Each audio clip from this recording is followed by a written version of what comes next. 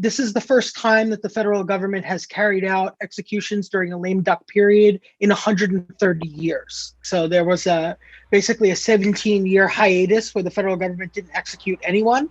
And then at the beginning of the year, the Trump administration restarted federal executions. And so far, tonight will be the 10th execution that the government has carried out in 2020, which is, far more than we've ever seen. It's more than the last 56 years combined. And basically what we've heard from the Attorney General is that it is the Justice Department's duty to carry out these executions. They feel that they owe it to the families of the victims and their communities to carry these out, and they're going to continue to schedule them. And at each of these executions, we've seen a small number of protesters who have gathered outside the Federal Correctional Complex in Terre Haute, Indiana, where the federal death row is and the federal execution chamber is located.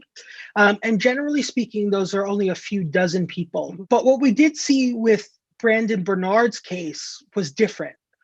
We saw thousands and thousands of people taking to Twitter, saying that they were calling the president, calling the Justice Department, calling the Supreme Court, asking for a stay in Brandon Bernard's case. And celebrities like Kim Kardashian West coming out and saying, she spoke to Brandon Bernard shortly before he was executed, the day before, and kind of drawing attention to this issue, an issue that hasn't really garnered a lot of attention in the American public, although we do know that support for the death penalty has been down for years between Democrats and Republicans. Right now, the executions that are scheduled go up until just a few days before Joe Biden takes office.